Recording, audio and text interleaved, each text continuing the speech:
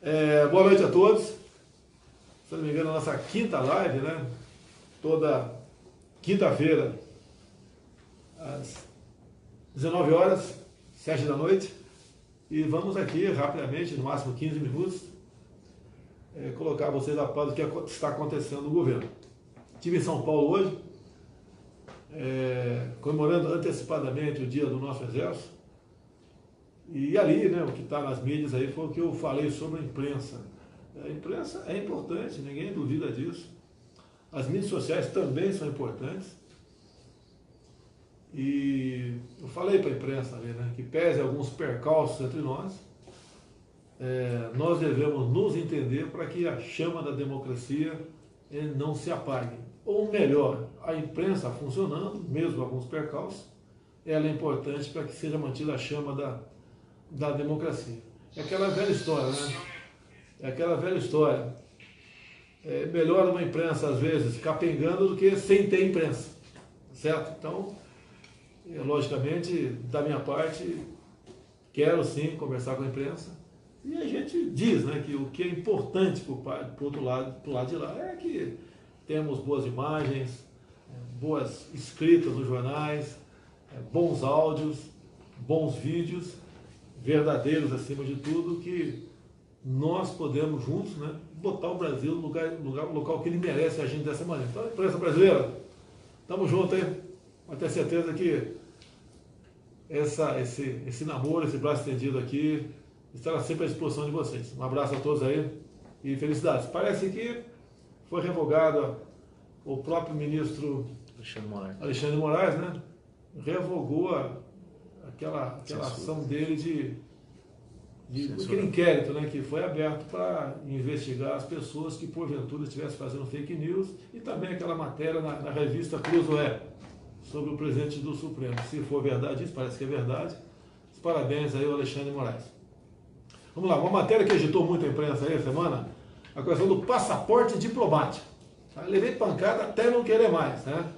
E citava ali da Igreja Universal do Reino de Deus, o Edir Macedo e esposa. Realmente eu renovei sim, autorizei, né, para que o Itamaraty renovasse o passaporte diplomático para o Edir Macedo e sua esposa. Apanhei até não querer mais. Agora deixa bem claro, foi concedido inicialmente o passaporte para ele lá no governo Lula, lá atrás.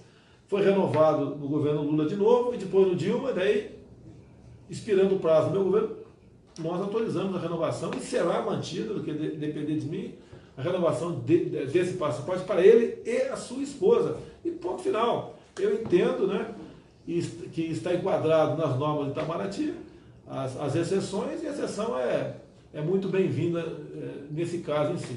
Teve uma ação, uma liminar, pedindo para cancelar isso aí. Logicamente haverá recurso por parte do interessado, com toda certeza, e vai ganhar essa ação. É demagogia pura e simples. Agora deixar bem claro, quem mais recebeu o passaporte diplomático no meio dos cristãos, dos evangélicos, seja lá o que for, tá certo?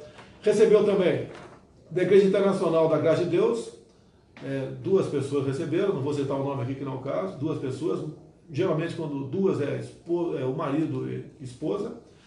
A Assembleia de Deus também recebeu duas, começou no governo Dilma, né?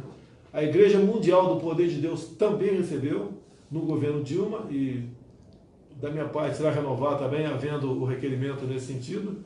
E também a Igreja Católica, né? Recebeu três passaportes diplomáticos. Você pode ver que o número é reduzido, não é uma festa isso aí, é para quem realmente precisa, para quem viaja o mundo todo, porque tem certos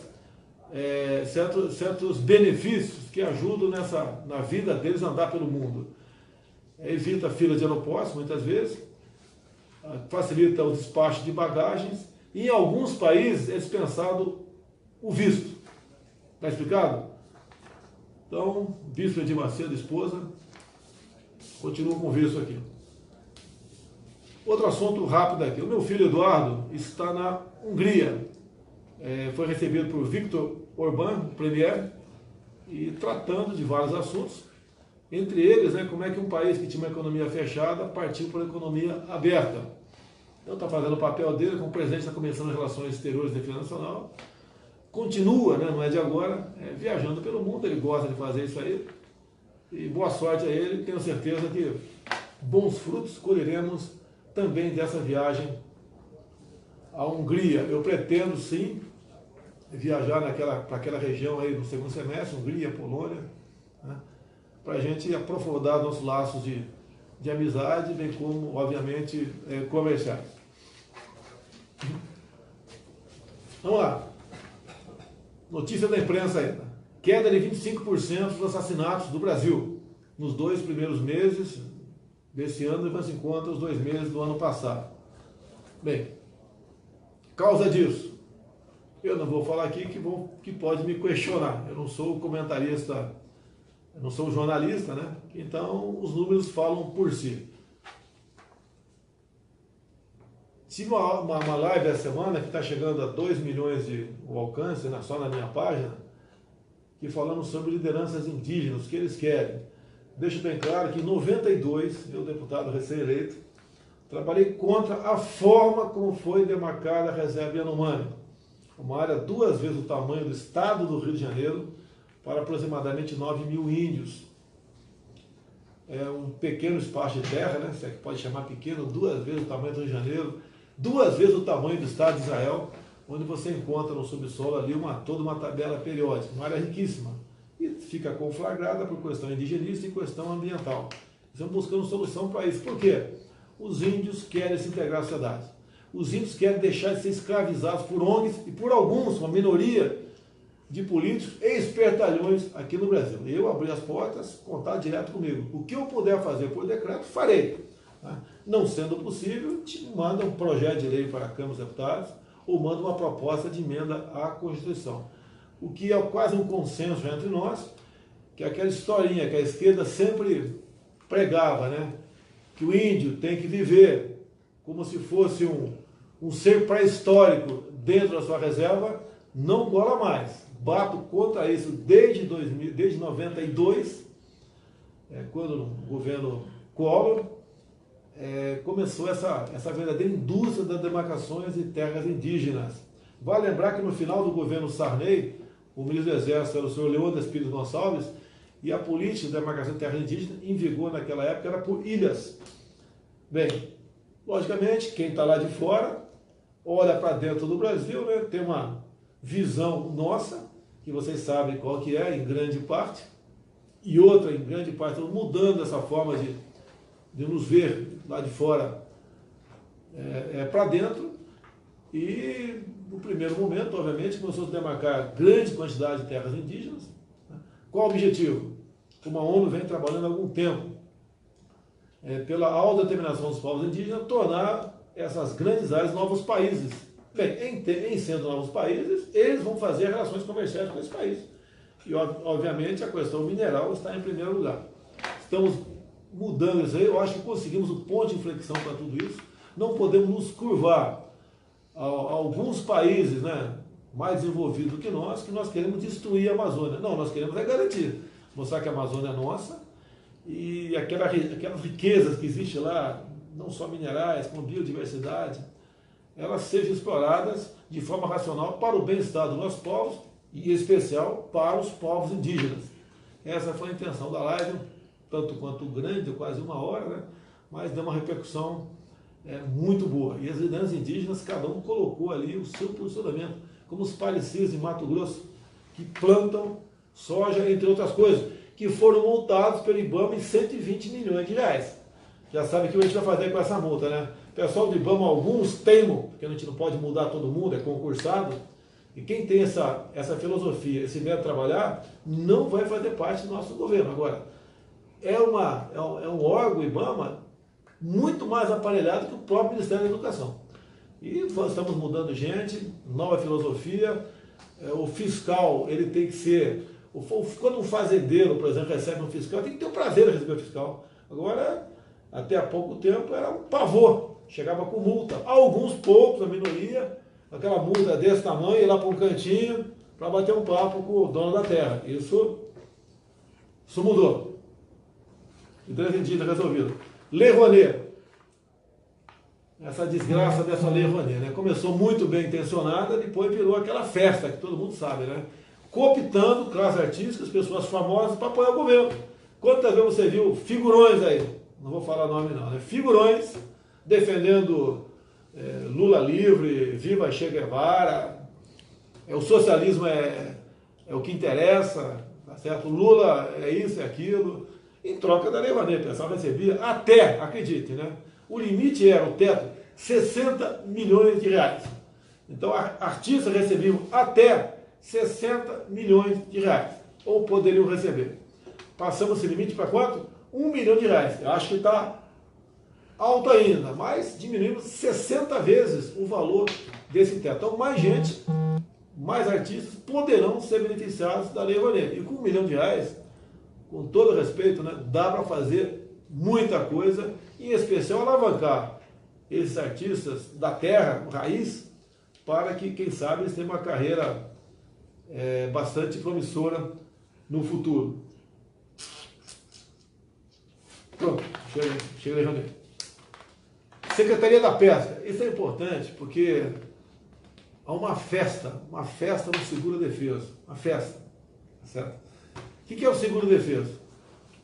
Por 3 ou 4 meses por ano, o pescador, como ele não vai pescar, né, época do peixe se reproduzir, ele ganhava um salário mínimo por mês. Ok? É bem-vinda a proposta. Agora, nós calculamos que 65%, ou seja, 2/3, sejam fraudes. Fraudes. Tá? O que a gente quer fazer agora? Combater as fraudes. Gasta mais de 2 bilhões de reais por ano com essa rúbrica e devemos combater isso daí. Tem gente que mora aí na costa, né, do Brasil que nem sabe que a água do mar é salgada, mas recebe o seguro-defeso. Tem um estado, eu vou falar com esse estado, para evitar problemas, né? Mas lá na frente vai dizer com toda certeza, se a gente conseguir a prova, onde o governador daquele estado tinha a senha. Então eu fazia o cadastramento, sabe como? Por telefone. Ligava para as pessoas, né?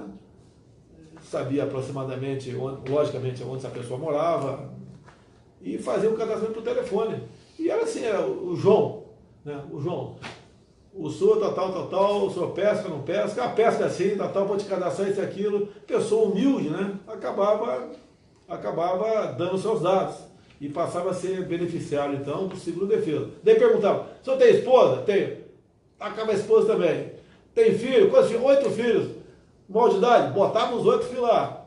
Tá? No vizinho, tio, avô, botava todo mundo. E, logicamente, aquela historinha, né? Olha, é o governo aqui do estado tal, e não esqueça da gente por ocasião das eleições, o seu voto é muito importante. Se alguém um dia falar em tirar isso daí, você fica contra essa pessoa que fizer campanha nesse sentido, porque é um direito teu, e o povo brasileiro, em parte, né, essas pessoas mais humildes, são levadas dessa forma a se associar, a se inscrever e ganhar esse benefício. Detalhe, deixa bem claro. Agora, no final de maio, a gente vai lançar um recadastramento. E o que nós pretendemos fazer? Quem até lá voluntariamente sair do sistema, sem problema nenhum, está lixado. Quem teimar em ficar, poderá receber um processo por falsidade ideológica. Coisa que, no fundo, a gente não quer fazer. Mas, se insistir, isso é fraude, é desvio. Não podemos apenas falar que o pessoal que na Lava Jato desviou milhões tem que ser preso, punido, etc. Tem. Agora, quem comete delito dessa natureza é pouca coisa, entre aspas, né? Se for somar todo mundo, 2/3, quase 2 bilhões por ano são desviados do seguro-defeso, fraudulento. Então, vamos ajudar a combater a fraude e o desvio no Brasil. Seguro-defeso está no nosso radar. São pessoas humildes que foram cooptadas, sabemos disso, a gente apela agora que saiam do seguro-defeso quem porventura, né, não é pescador. Outra coisa, Folha e UOL. Folha e UOL, todo mundo conhece a nossa querida Folha de São Paulo. Divulgou esses dias que o nosso gasto de publicidade foi 63% maior do que o mesmo período do governo Temer. Vamos lá? Mentira! Mais uma, né? Mais uma. Mentira. Os gastos do período do ano passado, sim, foram 75 milhões do governo Temer. O nosso foi 33 milhões de reais. Agora, por que anunciaram que nós somos maior que 75? Porque as dívidas, né, a fatura de dezembro, nós pagamos em janeiro e fevereiro. Não é da nossa conta, é do governo anterior. Então o pessoal faz essa divulgação mentirosa desses números, né, e daí bota embaixo, olha, esse governo que falou que ia conter despesa com publicidade, está gastando mais. E mais ainda, eu não sei qual TV aqui, Record ou SBT, falou que nós gastamos mais do que com a Globo ainda. Outra mentira. Tá, porque a gente não quer perseguir ninguém. Em haver necessidade de gastar com a mídia tradicional, vai ser gasto, que na mídia social a gente não consegue atingir todo mundo, tem o seu valor muito importante aí, a mídia tradicional, nós vamos usar. Agora, vamos usar o critério técnico, tá certo? Não vai ser mais aquela televisão conseguindo 85% da propaganda, os demais 15%. Não, vai ser técnico o negócio. E todo mundo vai receber, se quiser, logicamente, prestar serviço para o governo, vai receber de forma racional esse dinheiro aqui, sem privilégios, tá certo? E sem perseguir ninguém também. Liberdade de imprensa, já falei liberdade de imprensa? Em São Paulo, já falei. Outra coisa, conversando com o Sérgio Moro e com o Paulo Guedes, nós temos aí muitos concursados aprovados para a Polícia Federal e nós conseguimos então 1.000 vagas e fossem efetivadas em 2 grandes grupos, né? 500 e 500 ou 600 e 400, por aí, mais ou menos aí.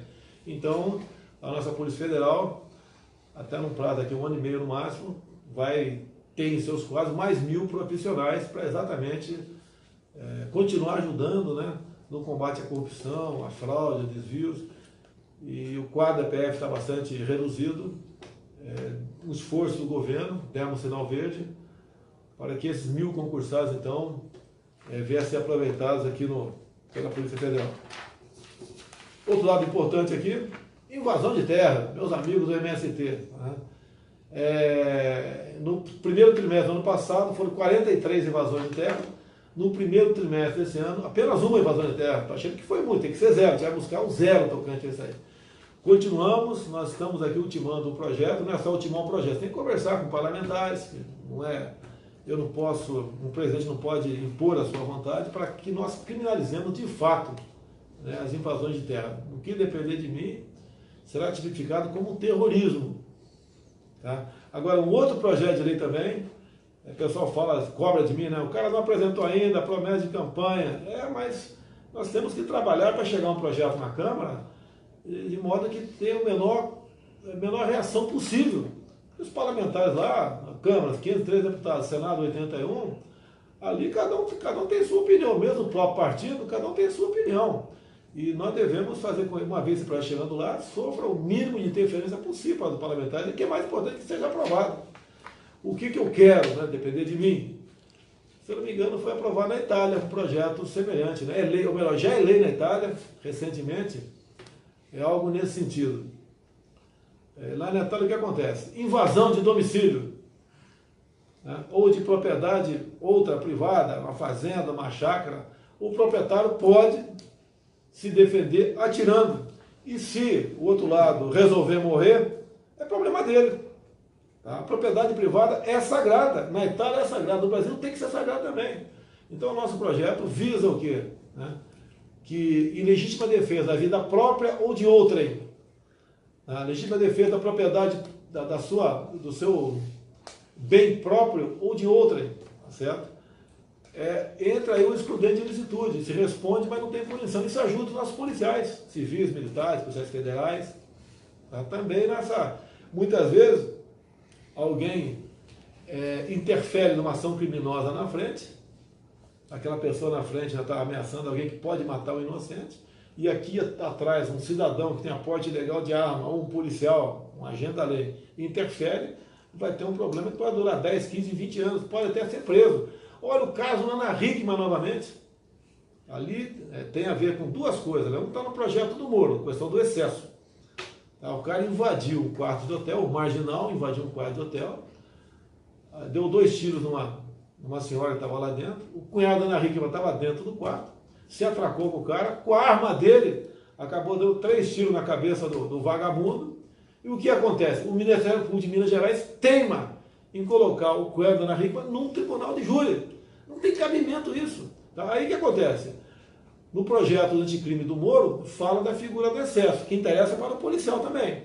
Muitas vezes o policial está numa ação de madrugada, uma circunstância bastante adversa, e ele dá mais de 2 tiros em quem estava atirando nele. Mesmo assim, isso é considerado excesso e ele responde. E não são poucos os casos que o policial é enquadrado. Responde, então, por homicídio doloso. No projeto do Moro, o excesso sai fora. Dependemos da Câmara e do Senado. No nosso projeto, que nas próximas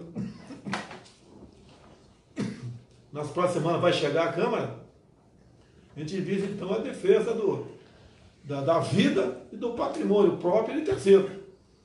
Pode ter certeza que a violência, que caiu 25% agora no primeiro trimestre, vai cair muito mais nesse sentido, porque o vagabundo fica preocupado, ele sabe que hoje em dia ele comete o teu crime, primeiro, dificilmente alguém está armado perto dele. E outro, se tiver, ele vai pensar em reagir porque a batata quente, né, fica no colo da pessoa de bem. Em falando de armas, né, estamos ultimando o decreto dos CACs, né, colecionador, atirador e caçador. Teremos novidades. Que não é novidade, é o que vocês querem, que vocês merecem. Não pode um decreto, né, simplesmente tolher uma lei. Não pode, pô, não pode fazer isso aí. Obrigado. Então o que a gente pretende é realmente tratar os colecionadores, atiradores e caçadores com o devido respeito que eles merecem. E vamos ter surpresa, já está acertado o Comissário de Defesa, nesse novo decreto dos CACs, para os praças com estabilidade assegurada nas Forças Armadas. Nós sabemos que hoje em dia um praça ou oficial, né, da Polícia Militar, no Rio de Janeiro, por exemplo, que eu conheço, tem o porte assegurado, 24 horas por dia, e também quando vai para a reserva, e estamos trazendo isso para nossas Forças Armadas aí. O nosso praça, com estabilidade assegurada, depois de 10 anos de serviço, passa a ter o seu porte garantido. Afinal de contas, se um praça com 10 anos de serviço não puder portar uma arma, ele tem que sair do Exército, da Marinha e da Aeronáutica. É muito simples o negócio. É muito simples. E teve a aceitação da defesa, que tudo de conversa, discute, né? Porque a gente não pode tomar medidas sozinho, né? Tomada de forma unilateral, não funciona. Então, com o ministro da Defesa, temos que tratar esse assunto e está praticamente garantido nesse decreto o porte para a praça das Forças Armadas. Obviamente, quem porventura for fazer uma segurança particular vai ter problema. Deixa bem avisado, é o porte para ele, tá? Para ele usar em deslocamento. Ele está agora na Semana Santa, está viajando, né? Ou então na residência para o quartel. Por aí o negócio, não é o porte. Ele vai ter o direito a porte, mas não é para o cara, pro colega aí, fazer segurança particular, seja lá o que for. Invasão de terra. A violência, para curiosidade, né, que diminuiu em média 25%, só no Ceará diminuiu 58%. Talvez, com toda certeza, pela participação da Força de Segurança nesse recente episódio ocorrido lá. Mais uma coisa, faltou falar o assunto mais importante.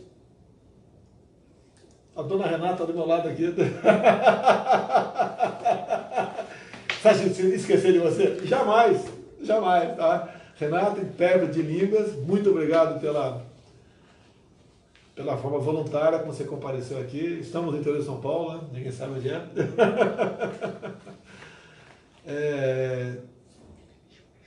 Como é que é? Fala alto aí, cara. Páscoa. Tá ok, valeu. Então, obrigado, Renato, pela presença.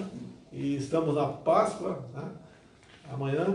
Uma boa Páscoa a todo mundo, que Páscoa é um momento de você refletir, pensar no próximo, perdoar, tá, okay?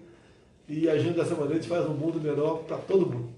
Um grande abraço nos homens e um beijo nas mulheres. Até quinta-feira da semana que vem, se Deus quiser. Valeu!